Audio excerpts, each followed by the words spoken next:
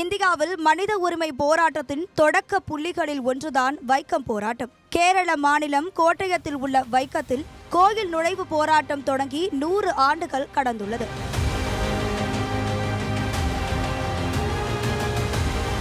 பெரியார் சமூக நீதி காக்க போராடி பெற்ற வெற்றியை நினைவு கூறும் வகையில் அவருக்கு நினைவு சின்னம் அமைக்க உத்தரவிடப்பட்டு கடந்த 1994ஆம் ஆண்டு நினைவிடம் திறந்து வைக்கப்பட்டது.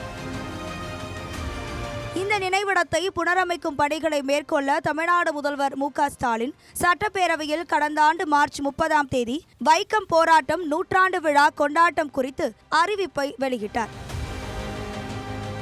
அதன்படி 100ஆண்டு விழாவின் போது கேரள மாநிலம் வைக்கத்தில் அமைந்துள்ள பெரியார் நினைவிடத்தை நவீன முறையில் மறுசீரமைக்கவும் பெரியார் தொடர்பாக நினைவு பொருட்கள் கூடுதலாக இடம்பெறுவதற்கு ரூபாய் 8,14,00,000 நிதி ஒதுக்கீடு செய்யப்படும் என அறிவித்தார்.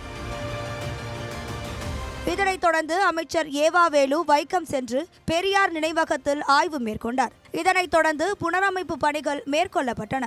இப்பொழுது அங்கு பெரியாரின் வாழ்க்கை வரலாற்றை விவரிக்கும் புகைப்பட கண்காட்சி கூடம், நூலகம், பார்வையாளர் மாடம், சிறுவர் பூங்கா உள்ளிட்டவை அமைக்கப்பட்டுள்ளன. மேலும் அமர்ந்த நிலையில் பெரியார் சிலை நிறுவப்பட்டுள்ளது.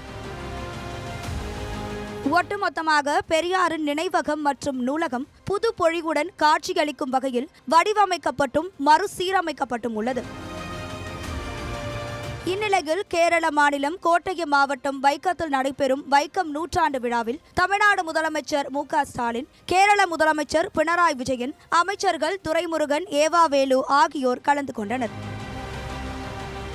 இந்த நிகழ்ச்சியில் பங்கேற்று பேசிய முதலமைச்சர் மு.க. ஸ்டாலின், நவீன வளர்ச்சியில் முழுதாக பாகுபாடு அகலவில்லை என்றும் எல்லாத்தையும் சட்டம் போட்டு பாதுகாக்க முடியாது, சட்டம் தேவை, அதைவிட மக்களின் மனமாற்றம் முக்கியம் என்று தெரிவித்தார். சமூக சீர்திருத்த போராட்டங்கள்ல இது போன்ற ஒருங்கிணைப்பு இருந்தால்தான் வெற்றி பெற முடியும் என்பதற்கு மாபெரும் எடுத்துக்காட்டு வைக்கம் போராட்டம். 100 ஆண்டுகளுக்கு முன்னால இருந்ததை விட இப்போ சமூக ரீதியாகவும் அரசியல் வழியிலும் பொருளாதார சூழ்நிலையிலும் முன்னேறி இருக்கிறோம். ஆனா இவை போதாது. இன்னும் நாம் முன்னேறி போக வேண்டிய தூரம் நிறைய இருக்கு. உயர்ந்த சாதி, தாழ்ந்த சாதி, ஏழை பணக்காரன், ஆண் பெண் ஆகிய பாகுபாடுகளுக்கு எதிரான நம்ம போராட்டத்தை நாம் தொடரணும். முன்னாடி இருந்ததை விட வேகமா செயல்படணும். நவீன வளர்ச்சியால இந்த பாகுபாடுகளை முழுமையாக நீக்க முடியல. அதுக்கு மனசளவு மக்கள் மாற வேண்டியது அவசியம். எல்லாத்தையும் சட்டம் போட்டு மட்டுமே தடுக்க முடியாது. சட்டம் தேவைதான், அதை விட மனமாற்றமும் நிச்சயம் முக்கியம்.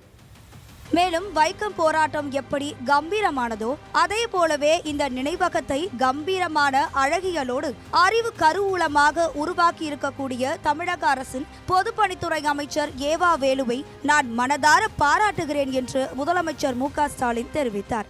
இந்திய அளவில் ஆளுமை மிக்க தலைவர்களை ஒருவராக விளங்கக்கூடியவர் மாண்புமிகு பினராயி விஜயன் அவர்கள். பெரியார் நினைவகம் மற்றும் நூலகம் கட்டுவதற்கான அனுமதியை தந்தது முதல் எல்லா முன்னெடுப்புகளுக்கும் அவர் உறுதுணையாக இருந்திருக்கிறார். அவருக்கும் கேரள அரசுக்கும் கேரள அமைச்சர் பெருமக்களுக்கும் அதிகாரிகளுக்கும் என்னுடைய அன்பையும் மரியாதையும் நன்றியையும் நான் இந்த நேரத்தில் தெரிவித்துக் கொள்ள விரும்புகிறேன். வைக்கம் போராட்டம் எப்படி கம்பீரமானதோ